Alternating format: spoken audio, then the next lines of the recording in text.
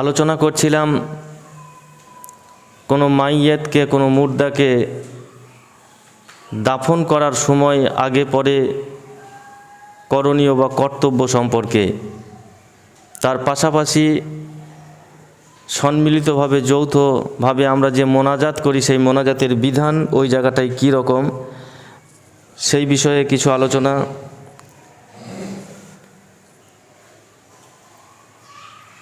বিষয় হচ্ছে, গত সপ্তাহে বলছিলাম যে একজন সাহাবী মারা গেলেন, আল্লাহ রসুলের কাছে খবর গেল তাকে রাত্রিবেলায় দাফন করা হয়েছিল। সকালবেলায় আল্লাহ রসুল এলেন, আসার পরে তিনি সেই সাহাবীর জন্য দোয়া করলেন।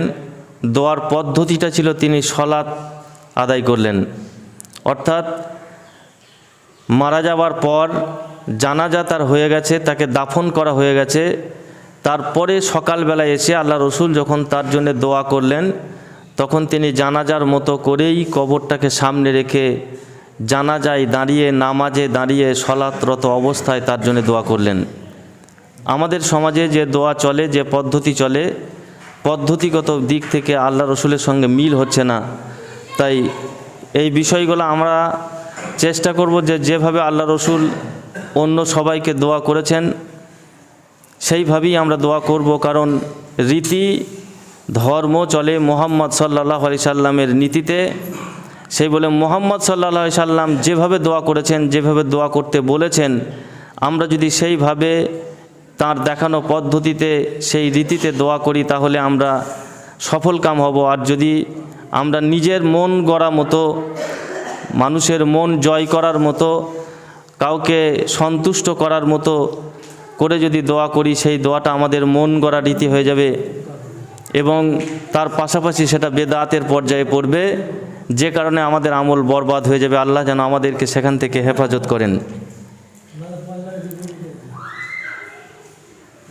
এখন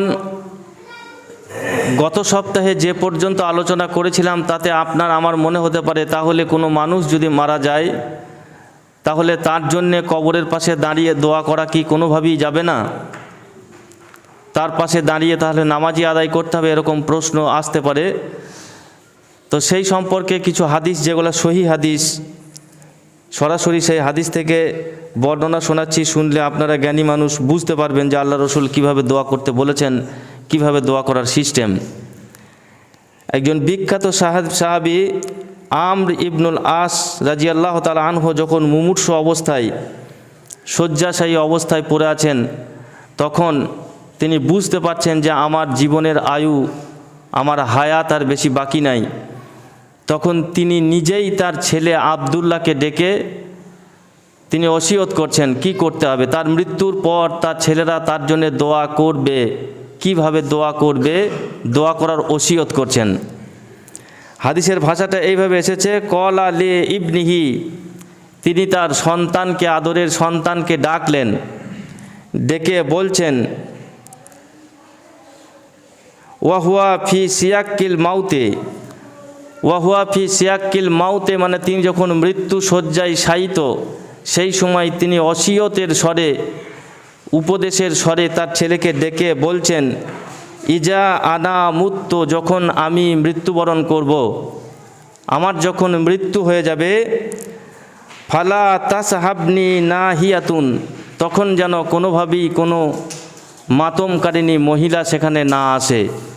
ফালা তাসহাবনি, যেন তার প্রবেশ না করে কোনো মহিলা যারা নাহিয়াতুন, রোদন করে, কান্নাকাটি করে, বুক চাপড়ায়, গলা চাপড়ায়, সে একদম মানে চুল ছিঁড়ে ফেলে, এরকম করে অনেকের কান্না করে মানুষ মারা যাবার পরে। তো এইভাবে কান্না যেন কেউ না করে তিনি তার ছেলেকে ওসিয়ত করছেন। তার মানে আমার মৃত্যুর পর আমার শোকগ্রস্ত হয়ে আমার কোনো আত্মীয়, আমার কোনো প্রতিবেশী যদি ওইভাবে কান্না করে তাহলে তাকে আমার লাশের কাছে আসতে দেবে না। সে যেন আমার জন্য এই কাজ না করে। কারণটা হচ্ছে এটাই যে আল্লাহ রসুল বলেছেন, কোনো মানুষ যখন মৃত্যুবরণ করে, মৃত মানুষের জন্যে কেউ যদি ওই রকম করে মাতম করে কান্না করে, বুক চাপড়ায়, পিঠ চাপড়ায়, হাই হাই করে কি হলো করে, আর কথা বলতে বলতে দেখবেন কিছু মেয়ের কান্না আছে যে কান্নাগুলা চোখ থেকে পানি আসে কিনা জানি না, কিন্তু সে গড়াগড়ি খায়, লুটোপুটি করে, তার চুল যেন সে ছিঁড়ে ফেলে, তার বুক সে চাপড়ায় আর বলে আমার বট গাছের যে আশ্রয় ছিল সে আশ্রয়টা আমার ছাড়া হয়ে গেল, একটা পাহাড় যেন উপরে চলে গেল। এইরকম করে বিভিন্ন ভাষায় দিয়ে সে যখন কান্না করে, এই কান্না করার সঙ্গে সঙ্গে ফেরেশতা গিয়ে ওই মৃত লাশটার কাছে গিয়ে বলে তুই কি ওইরকম বট গাছ ছিলি, আর তাকে গোঁতা মারে, তাকে কষ্ট দেয়, আযাব হয় তার কবরের মধ্যে। আপনি যা বলে আপনার প্রিয়জনের জন্য কাঁদবেন, আপনার মৃত্যুর পর, আপনার ইন্তেকালের পর, আপনার কোনো আত্মীয়, আপনার কোনো প্রতিবেশী, আপনার কোনো মেয়ে, আপনার কোনো বৌমা যদি ওইভাবে কান্না করে, তাহলে জানবেন যে আপনার কবরের শাস্তির জন্য দায়ী হচ্ছে আপনার মেয়ে, আপনার বৌমা, আপনার প্রতিবেশী, আপনার আত্মীয়, যারা ওইভাবে কান্না করছে। আব্দুল্লাহ ইবনে আস তিনি এই কথাটা বিশ্বাস করতেন, তাই তিনি মৃত্যুর আগে ছেলেদেরকে সাবধান করে দিয়ে, সতর্ক করে দিয়ে, ওসিয়ত করে বলছেন, বেটা আমি যখন মারা যাব তখন আমার মৃত্যুর পর যেন কেউ এইভাবে আমার পাশে কান্না না করে, তাকে তোমরা প্রবেশ করতে দিও না। আমি তো সেই সময় মৃত, আমি তো সেই সময় অসহায়, সেই সময় আমার কিছু করার থাকবে না, আমি তাকে বলতে পারবো না যে তোমার জন্য আমার কষ্ট হচ্ছে, তুমি আমার একজন ওয়ারিস হিসাবে তোমাকে আমি ওসিয়ত করছি, আমার সম্পত্তির যেমন তুমি ভাগিদার হবে, আমার সুখের যেমন তুমি ভাগিদার হবে, তেমনি আমার দুঃখের ভাগিদার অন্তত এইটুকু হয়েও যে আমি যখন পৃথিবী ছেড়ে চলে যাব, আমি যখন কবরে চলে যাব, আমি যখন কবরের দেশে চলে যাব, তখন আমার জন্য যেন কেউ এইভাবে কান্না না করে, কারণ এইভাবে কান্না করলে মানুষের কষ্ট হয়। তাহলে আমাদের উচিত হলো, আমাদের কর্তব্য হলো, আমরা যদি পারি তাহলে আমাদের মৃত্যুর আগে আমাদের ছেলে মেয়েদেরকে এই বোঝটুকু, অন্তত এই জ্ঞানটুকু দান করে যাওয়া যে আমার মৃত্যুর পরে তোমরা যেন কেউ এইভাবে কান্না করো না, এইভাবে কান্না করলে আমার কষ্ট হবে, আমার আযাব হবে। তুমি আমাকে ভালোবাসো, ঠিক আছে, তুমি আমাকে সম্মান করো, শ্রদ্ধা করো, ঠিক আছে, আমার মৃত্যুর পর তোমার কষ্ট হবে, ঠিক আছে, আমার কষ্টের জন্য তোমার চোখ থেকে পানি বেরোবে, ওই পানি বেরোটা দোষণ নয়, ওই পানি বেরোনোটা কোনো অপরাধের নয়, কিন্তু ওইভাবে কান্না করো না, এই কান্না করাটা জাহেলিয়াতের কাজ। মুসলমানের কাজ হবে সে যেন বিপদে আপদে ধৈর্য হারা না হয়, যারা ঈমানদার হবে, যারা মুমিন হবে, তারা যেন খুব বেশি দুঃখের সময় ভেঙে না পড়ে, আনন্দের সময় নাচানাচি না করে। আমরা দেখবেন আমাদের সমাজে যখন বিবাহ শাদী হয়, কোনো আনন্দের অনুষ্ঠান হয়, তখন সে তেমনি মাইকার সেই রকম নাচানাচি, এটা মুসলমানের কাজ নয়। ওই বাড়িটা যত বড় শিক্ষিত লোকের বাড়ি হোক না কেন, ওই বাড়িটা যত বড় গুণী লোকের বাড়ি হোক না কেন, ওই বাড়িটা যত বড় মালদার লোকের বাড়ি হোক না কেন, আল্লাহ রসুল ওকে বলেছেন মুফলিসু, ও হলো সব থেকে বড় ভিখারি, ও হলো সব থেকে বড় বিয়াদব, ও হলো সব থেকে বড় মূর্খ, ওকে জাহেলিয়াত বলা হয়েছে। জাহেলিয়াত মানে হলো অন্ধকারের যুগ, মূর্খতার যুগ, ওই বাড়িটা মূর্খের বাড়ি, সেই বলে ও আনন্দে ওরকম করে নাচানাচি করছে। অনুরূপভাবে কোনো মানুষের যখন বিপদ আপদ আসে, দুঃখ আসে, সেই দুঃখের সময় সে যদি ওইরকম করে কান্নাকাটি করে, হাই হুতাশ করে, ভীষণভাবে ভেঙে পড়ে, তাহলে জানবেন সে লোকটাও জাহেল, সেই লোকটাও মূর্খ, সে যত বড়ই জ্ঞানী হোক না কেন, যত বড়ই পণ্ডিত হোক না কেন। আল্লাহ বলছেন সূরা বাকারার 155 নম্বর আয়াতে, ওয়ালা নাবলুওয়ান্নাকুম বিশাইয়্যিম মিনাল খাউফি ওয়াল জু, তোমরা মানুষ জেনে রেখো, পৃথিবীর মানুষ, আল্লাহ মাঝে মাঝে মানুষকে ভয় দিয়ে, নাবলুওয়ান্নাকুম শাইয়্যিম মিনাল খাউফি ওয়াল জু, কোনো সময় ক্ষুধা দিয়ে, খেতে না দিয়ে, অভাব অনটন দিয়ে, অথবা কোনো সময় ভয় ভীতি দিয়ে আল্লাহ মানুষকে পরীক্ষা করেন। ওয়া নাফসিম মিনাল আমওয়ালি ওয়াল আনফুসি ওয়াস সামারাত, আবার কোনো সময় আল্লাহ মানুষকে আমওয়াল, তার মাল দিয়ে পরীক্ষা করে, ওয়াল আনফুসি, তার মানুষের জীবন নিয়ে, জান নিয়ে তাকে পরীক্ষা করে। বাপের সামনে বেটা মরে যাবে, বেটার সামনে বাপ মরে যাবে। যুবক ছেলে যদি বাপের সামনে ধর পড়িয়ে মরে যায়, তাহলে ওই বাপের উচিত হবে না বেটার জন্য ওইভাবে বুক চাপড়ি চাপড়ি কান্না করা। এই সর্বনাশটা, এই ক্ষতিটা তার বাপের হয়েছে ঠিকই, কিন্তু আল্লাহ ওকে পরীক্ষা করছে। এই পরীক্ষা যখন আল্লাহ মানুষকে করে, আল্লাহ মানুষকে পরীক্ষা করে, তখন যখন আপনাকে ভালোবাসে, আপনি ছিলেন এতদিন পর্যন্ত অজ্ঞতার জগতে, এতদিন পর্যন্ত আপনি ছিলেন জাহেলিয়াতের জগতে, দিন কাকে বলে, ধর্ম কাকে বলে আপনি বুঝতেন না, আপনি এখন বুঝতে শিখেছেন। বোঝার পরে এখন আপনি দিন ধর্ম পালন করার চেষ্টা করছেন, আর আপনার উপরে বারবার এই রকম করে কোনো পরীক্ষা যদি চলে আসে, তাহলে সেই পরীক্ষায় যে আপনাকে পাশ করতে হবে, তবেই আপনি প্রকৃত মুমিন, তবেই আপনি প্রকৃত ইমানদার হবেন। আল্লাহ আপনাকে টেস্ট করছে, এটা আপনাকে বুঝে নিতে হবে। সুতরাং ওই ক্ষতিটা আপনাকে মেনে নিতে হবে। তাই আল্লাহ বলছেন ওয়া নাকসিম মিনাল আমওয়ালি ওয়া আনফুসি ওয়াস সামারাত, কোনো সময় প্রাচুর্যতা দিয়ে দেবে, মালের বিরাট কিছু দিয়ে দেবে, হাতে প্রচুর টাকা, আপনি যা করছেন তাতেই আপনার লাভ হয়ে যাচ্ছে, এই রকম কোনো সুযোগ আপনার কাছে আসতে পারে, অথবা যা করতে যাচ্ছেন তাতেই ক্ষতি হয়ে যাচ্ছে, বিপদের পর বিপদ আসছে। এই রকম বিপদ যদি আপনার কাছে চলে আসে, ওয়াবাশশিরি সাবিরিন, হে নবী তাদেরকে বলো ওরা যেন সবর করে, ধৈর্য ধারণ করে, এটাই হলো মুমিনের সিফাত। তারপরে বলছেন আল্লাযিনা ইজা আসাবাতহুম মুসিবাতুন ক্বালু ইন্না লিল্লাহি ওয়া ইন্না ইলাইহি রাজিউন, যখন তাদের উপরে ইজা আসাবাতুম মুসিবাত, কোনো যদি মুসিবত আসে আল্লাহর পক্ষ থেকে, এই বিপদগুলো আসে, তাহলে তারা যেন বলে ক্বালু ইন্না লিল্লাহি ওয়া ইন্না ইলাইহি রাজিউন, আল্লাহ আমরা তোমার জন্যই এসেছি, আবার তোমারই কাছে ফিরে যাব। সুতরাং মুমিনের কান্নার ফাঁকে ফাঁকে যে ভাষাটা বেরিয়ে আসবে, দুঃখের সময় বিপদের সময় যে ভাষাটা বেরিয়ে আসবে, সেটা হলো ইন্না লিল্লাহি ওয়া ইন্না ইলাইহি রাজিউন।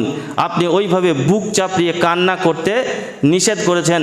তাই এইখানে একজন সাহাবী আমর ইবনুল আস তার ছেলেকে বলছেন, আমার যখন মৃত্যু হবে তখন আমার মৃত্যুতে যেন কেউ এইভাবে কান্নাকাটি না করে।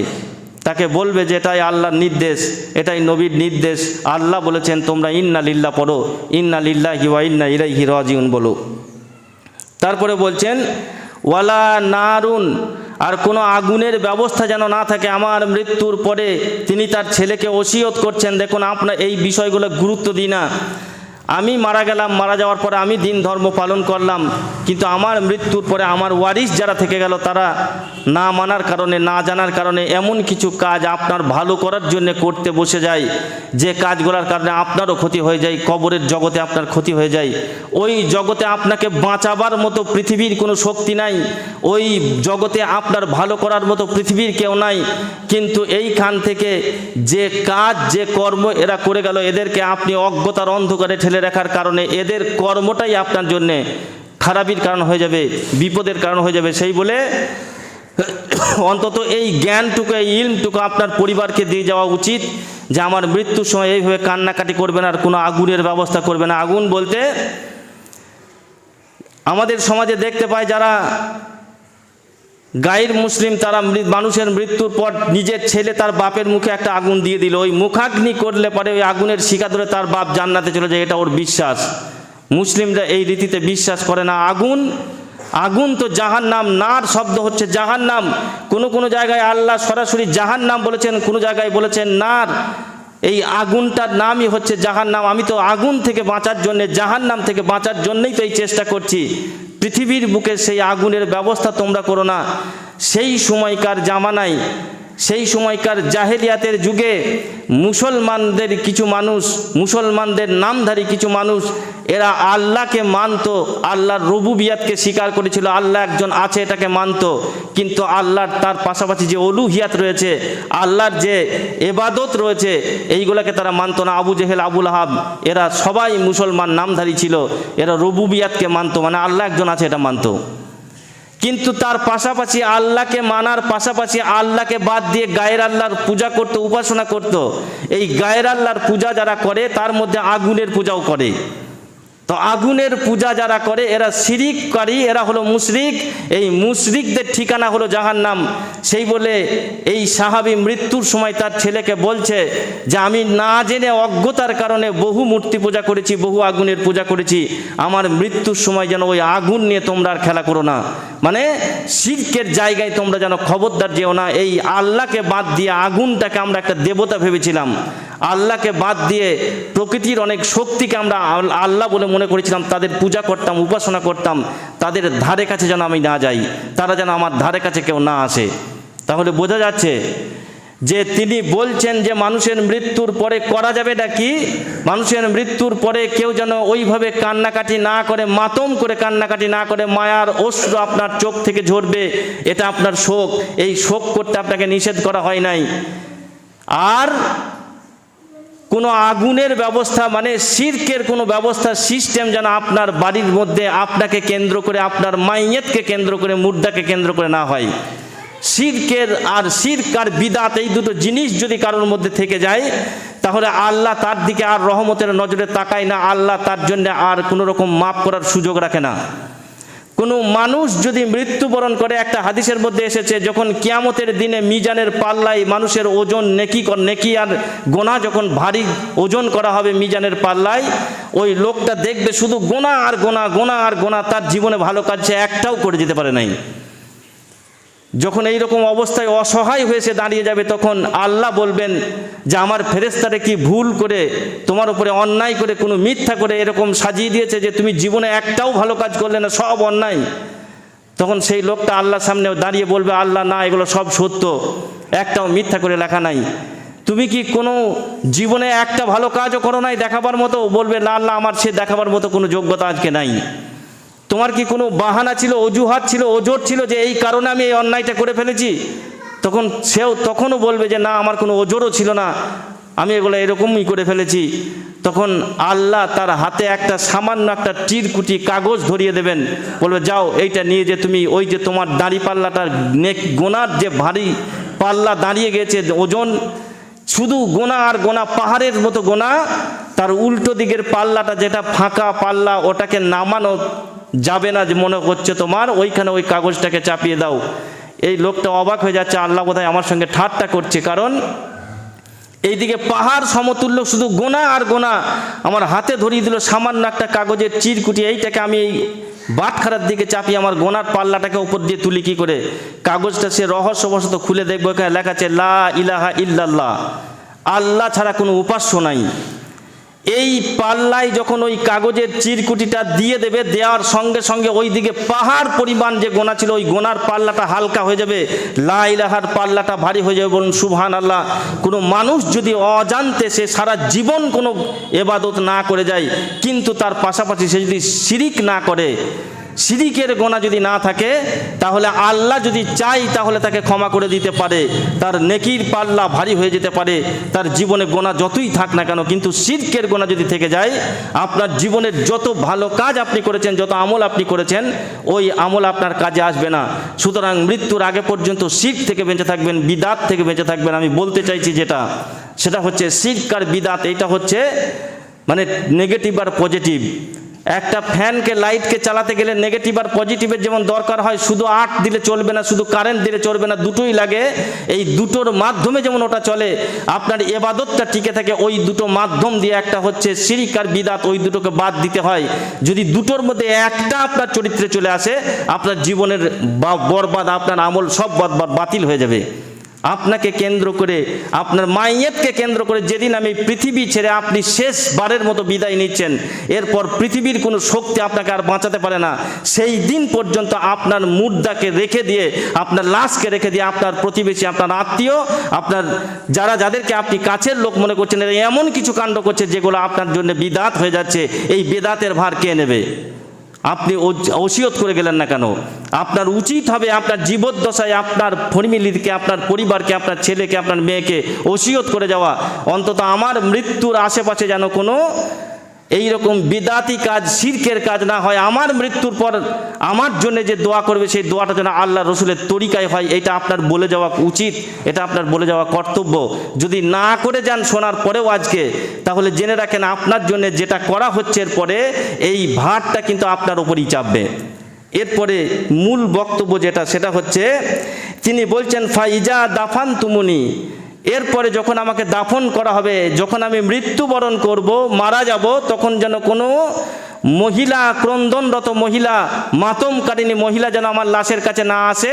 দ্বিতীয় বললেন কোনো আগুনের ব্যবস্থা যেন না থাকে, শিরকের কোনো গন্ধ যেন না থাকে।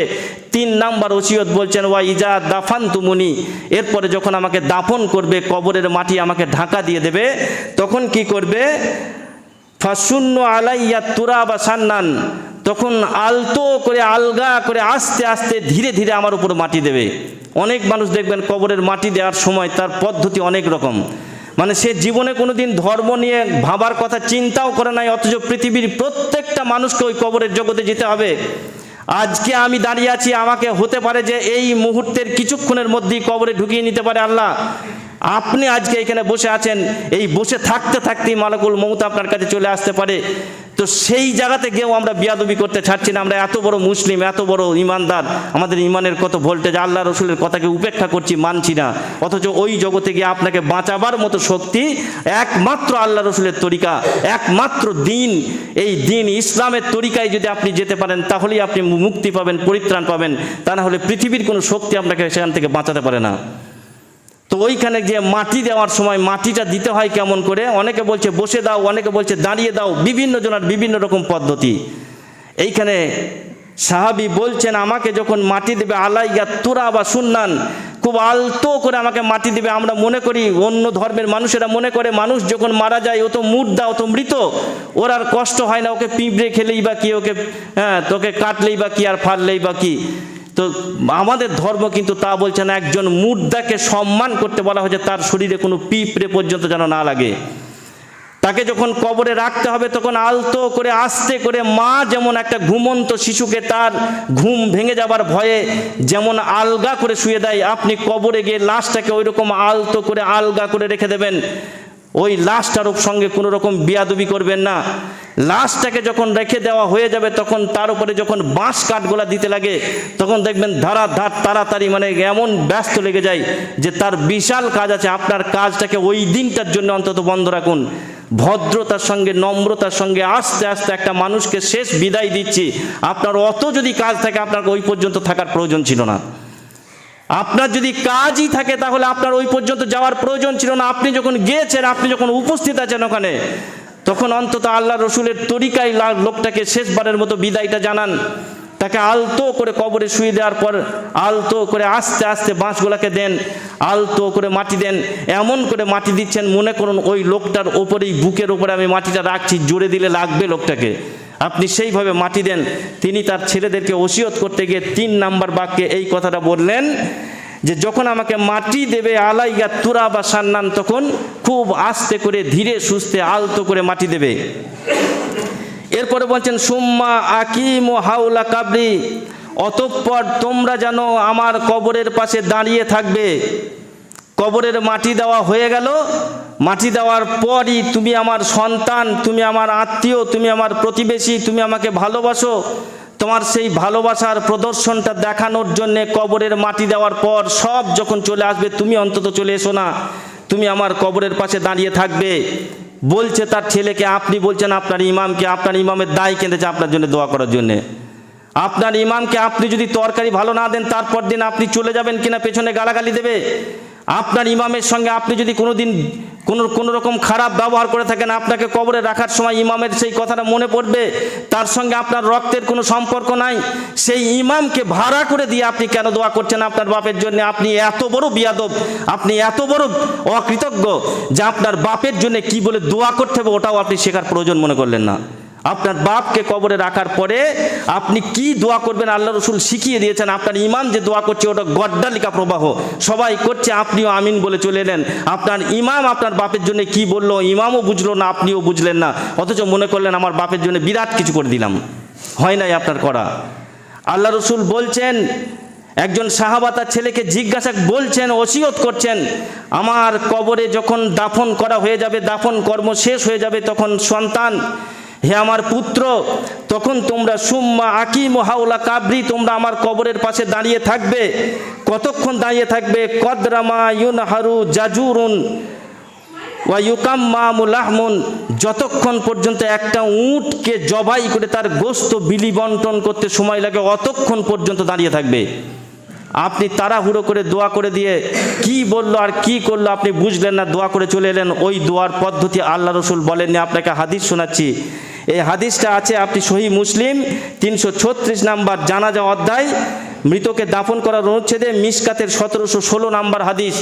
সহিহ মুসলিমের হাদিস, মানে এই হাদিসের বিরুদ্ধে তিল পরিমাণ কথা বলার কোনো সুযোগ নাই আপনার আমার। এখানে আল্লাহ রসুলের নির্দেশ অনুযায়ী ওই সাহাবী তার ছেলেকে নির্দেশ করছেন, ওসিয়ত করছেন যে তোমরা দাঁড়িয়ে থাকবে আমার কবরের পাশে, দোয়া করবে অতক্ষণ পর্যন্ত, যতক্ষণ পর্যন্ত একটা উটকে জবাই করার পর তার গোশত বিলি বন্টন করতে, ভাগ করতে যতক্ষণ সময় লাগে আপনি কল্পনা করুন কতক্ষণ দাঁড়িয়ে থাকতে হবে আপনাকে। ওই জায়গায় দাঁড়িয়ে আপনি কি করবেন? আপনার ইমামের অত প্রয়োজন নাই, আপনার ইমামের অত দরদ নাই, আপনার ইমামের অত সময় নাই। ওইখানটায় আপনার বাপকে কবর দেওয়ার পর আপনি দাঁড়িয়ে থাকবেন, আপনার অন্তর থেকে দোয়া বের হবে। আপনি আরবি জানেন না তো কি হয়েছে, আপনি বলতে পারবেন না আল্লাহ আমার বাপকে, আমার আব্বাকে কবরের আযাব থেকে মুক্তি দাও, আল্লাহ আমার আব্বার জন্য কবরটাকে প্রশস্ত করে দাও, এই কথাগুলো বলতে পারবেন না, বাংলায় বলতে পারবেন না। আপনি আরবি না জানলে বাংলায় বলুন, বাংলার কথাটাও আপনার অন্তর থেকে বেরিয়ে আসবে, সেই কথাটা আল্লাহর কাছে পৌঁছে যাবে। ফেরেশতাদেরকে আল্লাহ হুকুম করবে, অর্ডার করবে যে বেটা ওর জন্য দোয়া করছে। কারণ মানুষ যখন মারা যায়, ইজা মাতাল ইনসানু ইনকাতা আনহু, তার আমলের দরজা বন্ধ হয়ে যায়, তবে তিনটে জিনিস বেঁচে থাকে, তার মধ্যে একটা হচ্ছে ওয়ালাদিন সালিহিন, তার যদি কোনো নিজস্ব নেককার সন্তান থাকে, ওই সন্তান যদি বাপের জন্য দোয়া করে, ওই দোয়ার দরজা তার জীবনে কোনোদিন বন্ধ হবে না। আপনার ইমাম যদি আপনার জন্য দোয়া করে, সেই দোয়াটা ওই পর্যন্ত পৌঁছাবে, এর কোনো গ্যারান্টি কোনো হাদিস থেকে পাওয়া যায় না। সারা দুনিয়ার লোক যদি দোয়া করে, ওই দোয়া কবুল হবে না এটা বলি নাই, কিন্তু ওই পর্যন্ত পৌঁছাবে কোনো গ্যারান্টি নাই। কিন্তু আল্লাহ রসুল সাক্ষ্য দিচ্ছেন যে মানুষ মরে যাওয়ার পর তার সমস্ত আমলনামা দরজা বন্ধ হয়ে যায়, কিন্তু তিনটে জিনিস বেঁচে থাকে, তার মধ্যে একটা হলো ওয়ালাদিন সালিহিন, তার নেক সন্তান। আপনি নিজে যখন মৃত্যুবরণ করবেন, মৃত্যুর আগে পর্যন্ত শিরক মুক্ত থাকবেন। হাদিসের প্রথম ভাষা হচ্ছে যে আমার পাশে যেন কোনো মাতমকারিণী মহিলা না থাকে, কোনো আগুনের ব্যবস্থা না থাকে, কোনো শিরকের ব্যবস্থা যেন না থাকে। আপনি শিরক মুক্ত অবস্থায় মৃত্যুবরণ করুন। আপনার সন্তানকে বলুন সে যেন আপনার কবরের পাশে দাঁড়িয়ে থাকে, দীর্ঘ সময় ধরে আপনার জন্য দোয়া করে। আপনাকে দোয়া করতে নিষেধ করছি, তাহলে আপনার হুজুর যে পদ্ধতিতে দোয়া করছে, এই পদ্ধতিটা ভুল হচ্ছে, ওটা আল্লাহ রসুলের তরিকা নয়। আল্লাহ রসুল যেটা বলছে আমি আপনাকে সেইটাই শোনাইছি। আল্লাহ রসুল বলছেন যে তুমি তোমার সন্তানকে ওসিয়ত করে যাও, সে যেন দীর্ঘ সময় ধরে তোমার সন্তান তোমার জন্য দোয়া করে। এখানে ইমামের কথা নাই, পাড়া প্রতিবেশীর কথা নাই, সবাই মিলে হাত তুলে দোয়া করো, আমিন আমিন করো, এ কথাও বলা নাই। বলা আছে তার ছেলেকে বলছে, নাম করে বলছে যে ওই সাহাবী তার নিজের সন্তানকে, লে ইবনিহি শব্দ এসেছে, তার একটা সন্তান, সেই একজন সন্তানকে এক বচন শব্দ এসেছে, তাকেই বলছেন বেটা তুমি দাঁড়িয়ে থাকবে আমার জন্যে, তুমি দোয়া করবে আমার জন্যে, তুমি আমার জন্যে এই রকম করে দীর্ঘ সময় ধরে দোয়া করবে। তারপরে বলছেন হাত্তা তাস্তানিসা বিকুম, যাতে আমি একটু স্বস্তি লাভ করতে পারি, যে পৃথিবীতে সব তো আমি ছেড়ে চলে এসেছি, কিন্তু একটা জিনিস আমি রেখে এসেছি, সেটা হচ্ছে আমার নেক সন্তান। এই সন্তান আমার জন্য কবরের পাশে দাঁড়িয়ে আছে। আপনি এমন একজন সন্তান যে বাপের কবরের পাশে দাঁড়িয়ে থাকতে আপনার ভয় লাগবে। আপনি এমন কাজ, এমন কর্ম, এমন মানে সময় নিয়ে দিন যাপন করেন যে কবরের পাশে দাঁড়িয়ে থাকার মতো যোগ্যতা আপনার হয় নাই। আপনি কি ভাবছেন আপনাকে কবরে যেতে হবে না? আপনার বাপ এখন কবরের নিচে শুয়ে আছে আর আপনি কবরের উপরে দাঁড়িয়ে আছেন। ওই জায়গাটায় দাঁড়িয়ে দাঁড়িয়ে আপনি দীর্ঘক্ষণ দাঁড়িয়ে থাকুন, আপনার অন্তর কেঁপে উঠবে, ভয় হবে। আপনি একবার মনের জগতে, আপনি একবার কল্পনার চোখে ভেবে দেখুন আপনার বাপের কি অবস্থা হচ্ছে। আপনার বাপ সেই বলে আপনাকে বলে যে বেটা আমার জন্য তুমি যেন দাঁড়িয়ে থেকো, আমার জন্য একটু দোয়া করো। তো সেই সময় আপনি দাঁড়িয়ে দাঁড়িয়ে দোয়া করুন, আপনি সেই যোগ্যতাটাকে অর্জন করুন। এই কারণেই আল্লাহ বলেছেন তলাব্বুল ইলমে, আল্লাহ রসুল বলেছেন তলাব্বুল ইলমে ফারিজাতান আলা কুল্লি মুসলিমিন, প্রত্যেকটা মুসলমানের জন্য দিন শিক্ষা অর্জন করা ফরজ। আপনি কি শিখেছেন পৃথিবীতে সেটা দেখার প্রয়োজন নাই, কিন্তু দিন যেটা আমাদের দিন, যেটা আমাদের ইসলাম, এই ইসলামটাকে, দিনটাকে অন্তত আপনাকে শিক্ষা করা আপনার জন্য ফরজ, অপরিহার্য। এই অপরিহার্য বিদ্যাটুকু আপনি শিখুন। শেখার পরে আপনি আপনার সন্তান যদি আপনার সামনে মারা যায়, আপনি বাপ হিসাবে তার কবরের পাশে দোয়া করবেন। আপনার অন্তর থেকে, আপনার মন থেকে যে দোয়াটা আসবে, ওই দোয়াটা এমন দোয়া হবে যে আল্লাহ ওই দোয়াটাকে কবুল করে নেবেন। আপনাকে কবরে রেখে আপনার ছেলে যখন দোয়া করবে, আল্লাহ ওই দোয়াটাকে কবুল করে নেবেন। তারপরে বলছেন ওয়া আলামা মা জাউরাজিউ বিহি রুসুল রব্বা, যাতে করে আমি রুসুল রব্বা মানে আল্লাহর পক্ষ থেকে যে ফেরেশতাদেরকে পাঠানো হয়েছে, সেই ফেরেশতার প্রশ্নের জবাব আমি ঠিকভাবে দিতে পারি। তাহলে ফেরেশতার সঠিক জবাব, প্রশ্ন উত্তর দেওয়ার জন্য আপনার দোয়াটা তার জন্য সাপোর্ট হয়ে যায়। এই হাদিস থেকে, সহিহ মুসলিমের হাদিস বলছি। কোনো পিতাকে কবরের মধ্যে রেখে তার পুত্র যদি তার জন্যে কবরের পাশে দাঁড়িয়ে দাঁড়িয়ে দোয়া করে, বাপ যদি শিরক মুক্ত অবস্থায় মারা যায়, সন্তান যদি নেক সন্তান হয়, ওই সন্তানের দোয়ার বদৌলতে তার বাপের কবরের জগতের যে ফেরেশতার জবাবদিহি করতে হয়, প্রশ্নের উত্তর দিতে হয়, ওই উত্তর দেওয়াটা সহজ হয়ে যায়। এখন আপনি কি বলে দোয়া করবেন, এগুলাও হাদিসে পরিষ্কার পরিষ্কার করে আছে। কবরের পাশে গিয়ে রব্বানা আতিনা ফিদ দুনিয়া হাসানা চলে না, ওখানে গিয়ে দুনিয়ার কোনো সম্পর্ক নাই। ওখানে আল্লাহ রসুল যা বলে দোয়া করেছেন আপনি সেই বলেই দোয়া করুন। আল্লাহ রসুল বলছেন যে কোনো মানুষ যখন মৃত্যুবরণ করে, ইন্তেকাল করে, তখন তার কবরের পাশে পাশে দাঁড়িয়ে তুমি যে সমস্ত দোয়াগুলি করবে, সেই দোয়াগুলো হলো আল্লাহু মাগফির লাহু ওয়া সাব্বিতহু। এই ছোট্ট পারা দোয়া আপনি এক্ষুনি জায়গায় বসে মুখস্থ করুন, আল্লাহু মাগফির লাহু ওয়া সাব্বিতহু। আপনি কিছুই জানেন না, এই দুটো শব্দ মুখস্থ করতে পারবেন না আপনার বাপের জন্যে। আল্লাহ আমার আব্বাকে তুমি মাগফির মানে ক্ষমা করে দাও, মাগফির লাহু ওয়া সাব্বিতহু, এবং তার উপর সে যেন ঈমানের উপরে অটল থাকে। ঈমানের উপরে অটল যদি না থাকে, ফেরেশতার প্রশ্নের উত্তর জবাব সে দিতে পারবে না। কোনো মানুষ পৃথিবী থেকে মুখস্থ করে প্রশ্ন আমাদেরকে আগে দিয়ে দিয়েছে আল্লাহ।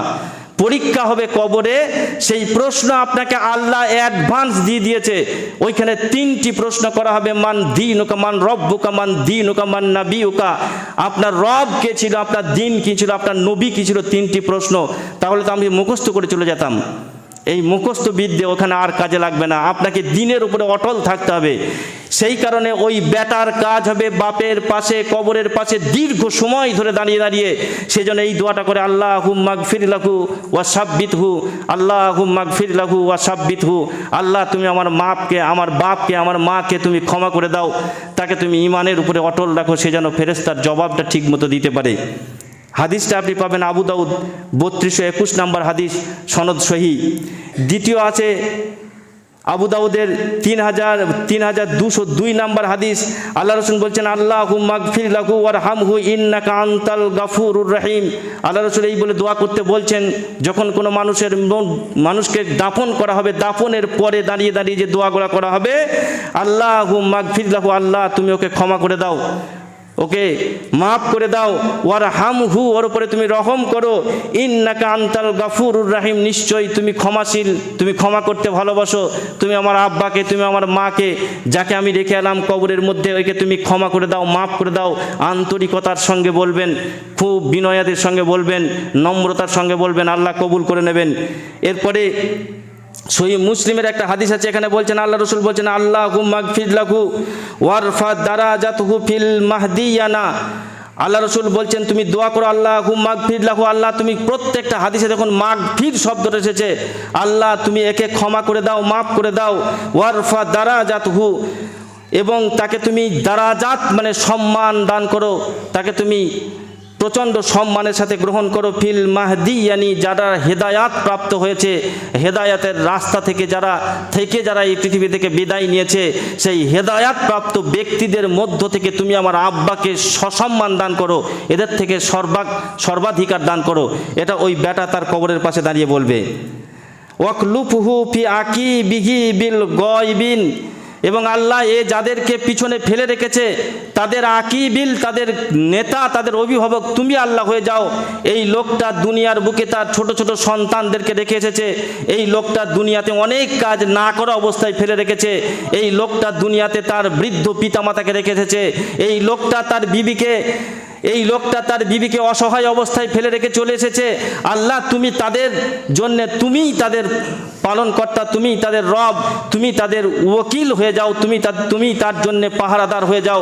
এই কথাটা কবরের পাশে দাঁড়িয়ে দাঁড়িয়ে বলতে বলা হয়েছে। ওই লোকটাকে দোয়া করা হলো, ওর বংশের লোককে দোয়া করা হলো, ওর ছেলেকে দোয়া করা হলো, মাকে দোয়া করা হলো, ওর সবাইকে দোয়া করা হলো। এরপরে বলছেন ওয়াগফির লানা ওয়া লাহু, আল্লাহ তুমি আমাদেরকেও ক্ষমা করো, তার সাথে সাথে ওই লোকটাকেও ক্ষমা করো। ইয়া রব্বাল আলামিন, আল্লাহ তুমি তো সমগ্র জগৎ সমূহের মালিক, তুমি ক্ষমা করলে সব ক্ষমা হয়ে যায়। এই রকম করে আর কোনো মানুষকে কবর দেওয়ার পর, দাফনের পরে এই দোয়াগুলো বলতে হয়।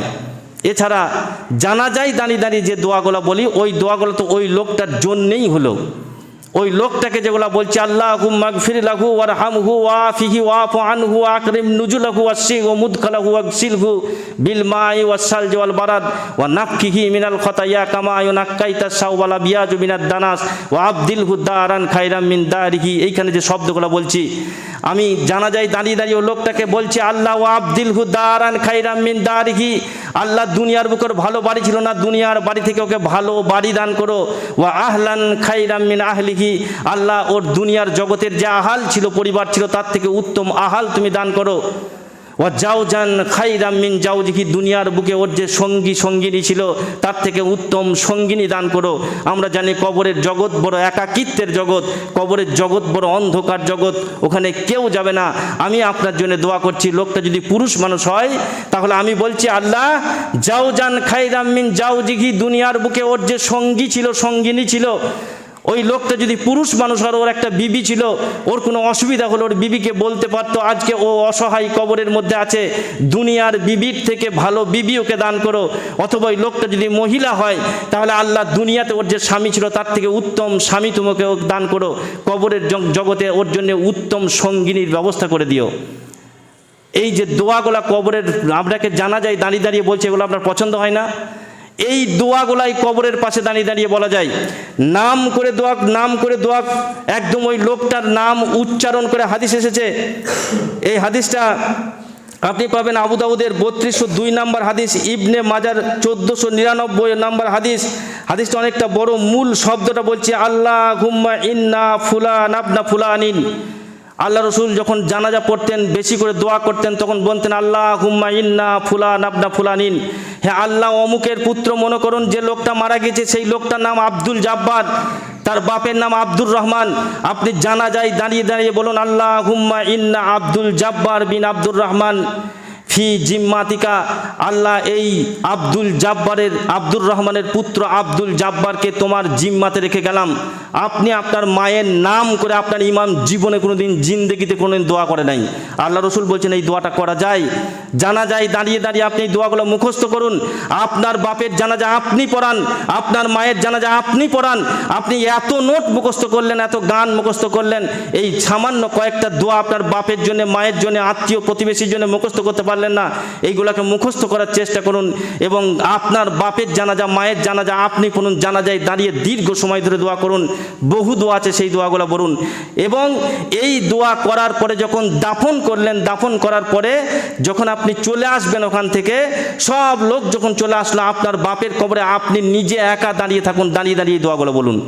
আল্লাহ আমি একে তোমার জিম্মাতে রেখে দিলাম, ফাকিহি ফিতনাতাল কাবরি ওয়া আযাবিন নার, আল্লাহকে কবরের ফিতনা থেকে এবং জাহান্নামের আযাব থেকে তুমি ওকে বাঁচিয়ে নিও। ওই লোকটার জন্য নাম করে বলছে এই আব্দুল জাব্বার বা আব্দুর রহমান, যাকে আমি কবরে রেখে গেলাম, ফি জিম্মাতিকা, তোমার জিম্মাতে, আল্লাহ তুমি ওর কবরের আযাব থেকে ওকে বাঁচিয়ে নিও, জাহান্নামের আগুন থেকে বাঁচিয়ে নিও। ওয়া আনতা আহলু ওয়াফি ওয়াল হামদি, আল্লাহ নিশ্চয়ই তুমি ওয়াদা পূরণকারী এবং তুমি প্রশংসার যোগ্য। আল্লাহুম্মা গফির লাহু ওয়ারহামহু ইন্নাকা আনতাল গাফুরুর রহিম, আল্লাহ তুমি ওকে ক্ষমা করে দাও, মাফ করে দাও, নিশ্চয়ই তুমি ক্ষমা করতে ভালোবাসো। এই দোয়াগুলো দীর্ঘ সময় ধরে আপনি আরবি মুখস্থ হয়, বাংলা মুখস্থ করুন, এই আরবির অর্থগুলো বাংলায় মুখস্থ করে আপনার আব্বার জন্য কবরের পাশে দাঁড়িয়ে দাঁড়িয়ে দোয়া করুন। এই দোয়া করার এই এতক্ষণ পর্যন্ত যা যা বললাম সব দোয়াগুলো আপনি কবরের পাশে করতে পারেন, হাত উঠিয়ে করতে পারেন, নামিয়ে করতে পারেন, একা করবেন। সকলকে নিয়ে যেভাবে আমরা যে দোয়া করছি, এই দোয়ার কোনো সহি হাদিস থেকে প্রমাণিত হচ্ছে না, তাই এগুলোকে আমরা বিদআত বলছি।